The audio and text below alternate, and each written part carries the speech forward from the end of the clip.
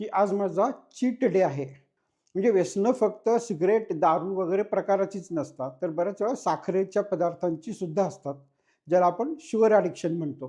की मी अतिशय सूक्ष्म झालो आणि सिगारेटच्या धुराबरोबर फुफ्फुसात प्रवेश केला, तर मला काय दिसेल? म्हणजे एक जुना जोक असा आहे, की सिगारेट सोडणं खूप सोपं आहे, कारण मी खूप वेळा सोडली आहे.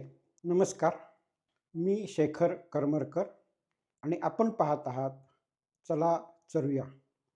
मित्रांनो, आज आपण बोलणार आहोत चीट डे किंवा फसवा-फसवीच्या कार्यक्रमाबद्दल. आता तुम्ही म्हणाल हा चीट डे म्हणजे काय?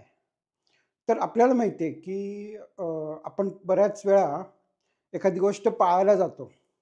म्हणजे उदाहरणार्थ मी आता रोज व्यायाम करीन किंवा मी आता साखर खाणं बंद करीन किंवा मी आता पिझ्झा, बर्गर, फ्राईज वगैरे सारखे पदार्थ खाणार नाही. असं आपण सुरू करतो. मग साधारण 1 आठवडा जातो, 2 आठवडे जातात आणि मग आपल्याला वाटायला लागतं, की नाही, नाही आता मला खायला पाहिजे. आणि मग त्याच्यासाठी आपण एक प्रकारचं समर्थन करायला म्हणून म्हणतो, की आज माझा चीट डे आहे.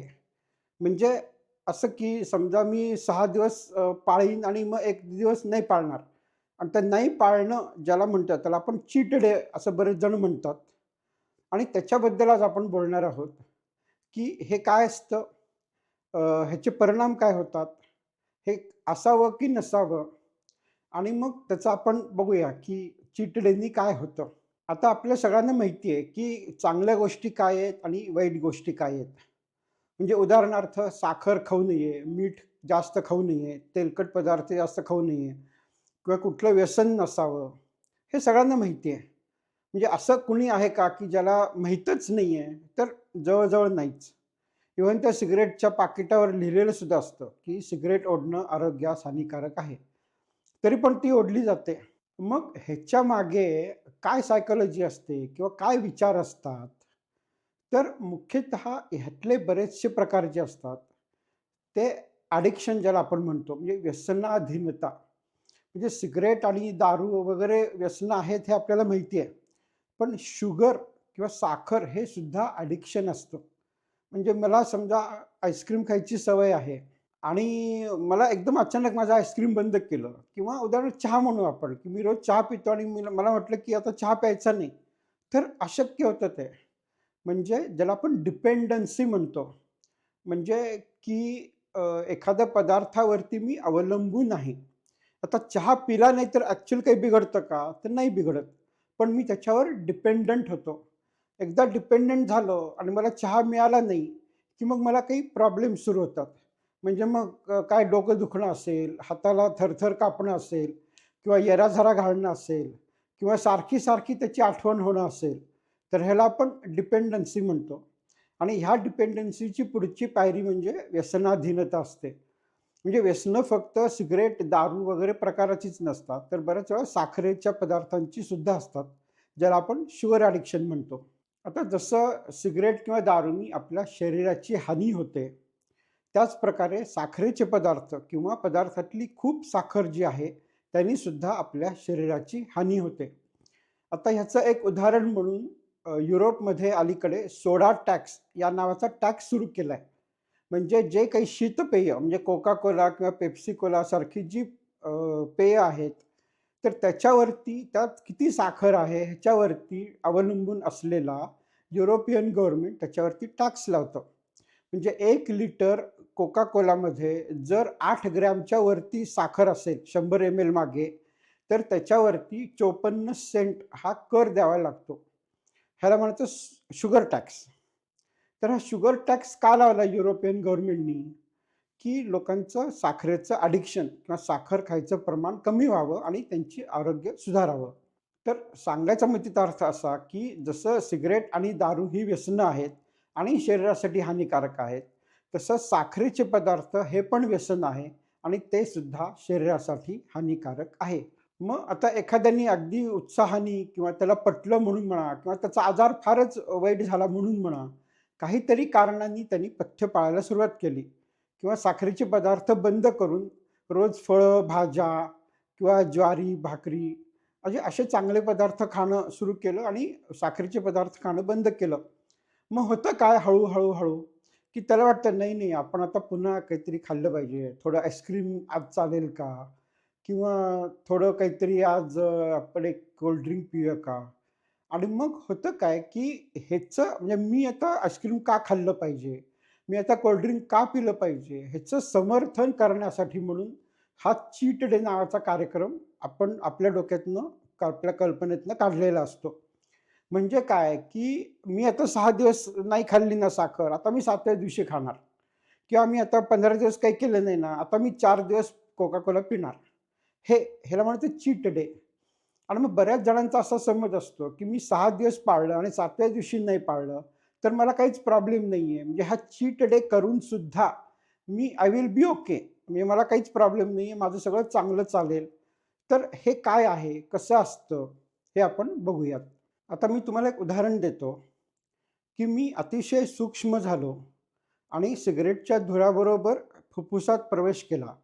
तर मला काय दिसेल, की त्या धुरामुळे तिथल्या पेशी मरतायत. मग त्या मेलेल्या पेशींना चांगल्या पेशी उचलून देतायत किंवा ते साफ करतायत आणि मग त्याच्या जागी नॉर्मल पेशी येतायत. मग पुन्हा जो धूर येतो वरनं, त्याच्यामुळे ह्या पुन्हा आलेल्या पेशी मरतायत. म्हणजे जर मी सूक्ष्म होऊन आतमध्ये लिव्हरमध्ये, फुफ्फुसामध्ये, किडनीमध्ये वगैरे जाऊन बघितलं, तर मला मग साखर काय परिणाम करते, सिगारेट काय परिणाम करते हे दिसेल. आणि मग जर चीट डेच्या दिवशी मी साखर खाल्ली, आईस्क्रीम खाल्लं, कोका कोला प्यायलो, तर त्याचा परिणाम होणार आहे का नाही? तर होणार आहे. कारण आपल्या लिव्हरला, आपल्या किडनीला, आपल्या फुफ्फुसाला चीट डे कळत नाही. जेव्हा धूर आत येईल, जेव्हा साखर आत येईल, तेव्हा त्या पदार्थांचा परिणाम हा शरीरावर होणारच आहे. त्याच्यामुळे चीट डे ही कल्पना तुम्ही डोक्यातनं काढून टाका. साखर वाईट आहे म्हणजे आहे. ती चीट डेच्या दिवशी चांगली होत नाही. आणि सगळ्यात महत्त्वाचा चीट डेचा प्रॉब्लेम सांगतो तुम्हाला. हा एकदम लक्षात ठेवा, की रिलॅप्स ज्याला म्हणतो आपण. रिलॅप्स म्हणजे काय? की एखाद्या माणसाला काहीतरी समजा दारूची सवय आहे. तो महिनाभर त्याने दारू पिली नाही आणि नंतर महिन्यानंतर त्याला काय दुकानाच्या समोरून जाताना वास आला किंवा एखाद्या मित्रांनी पार्टीत बोलवलं, तर मग त्यांनी एक पेग जरी घेतला, एक घोट जरी घेतला, तरी मग त्याचं सगळं महिन्याभराचं जे काही त्यांनी केलेलं आहे, ते सगळं पाण्यात जातं आणि पुन्हा तो माणूस व्यसनाधीन होतो. आणि सेम साखरेच्या बाबतीत होतं, की समजा मी महिनाभर साखर खाल्लेली नाही आहे, आईस्क्रीम खाल्लेलं नाही आहे आणि त्याच्यानंतर जर मला कुठेतरी आईस्क्रीम मिळालं खायला, तर मग आधीचं सगळं पाण्यात जातं आणि मग मी पुन्हा रेग्युलर आईस्क्रीम खायला सुरुवात करतो. म्हणजे ह्याला रिलॅप्स म्हणतो. रिलॅप्स म्हणजे पुन्हा-पुन्हा त्याच्यात आपण जातो. म्हणजे एक जुना जोक असा आहे, की सिगारेट सोडणं खूप सोपं आहे. कारण मी खूप वेळा सोडली आहे. म्हणजे ह्याच्यातला जो जोक आहे तो असा आहे, की रिलॅप्स पुन्हा-पुन्हा होत राहतो आणि चीट डे जो आहे तो आपल्याला ही पायरी घसरण्यासाठी मदत करतो. म्हणजे मी जर 6 दिवस व्यवस्थित पाळलं आणि 7व्या दिवशी खाल्लं, म्हणजे तर मग पुन्हा काय होतं, की त्याच्यानंतर खायचं प्रमाण माझं वाढत जातं. म्हणजे मग ते मी साखर खाणं बंद केलं ते सगळं पाण्यात जातं. शरीरावरती वाईट परिणाम व्हायचे आहेत ते चालूच राहतात आणि मग त्यातनं फायदा काहीच नाही आहे. म्हणजे 2 गोष्टी आहेत ह्या चीट डेबद्दल, की एकतर जेव्हा-केव्हा तुम्ही म्हणजे अगदी वर्षभराने जरी तुम्ही साखर खाल्ली, तरी त्या साखरेचे वाईट परिणाम हे तुमच्या शरीरावर होणार आहेत ते आहेतच. आणि दुसरी गोष्ट अशी, की ह्या चीट डेमुळे रिलॅप्सची शक्यता प्रचंड वाढते. आणि मग ह्याच्यातनं हासिल काय आहे? फायदा काय आहे? की जर तुम्ही चीट डेच्या नावाखाली म्हणजे ही फसवणूक आहे. बरं तुम्ही जगाला फसवू शकाल, स्वतःला फसवू शकत नाही.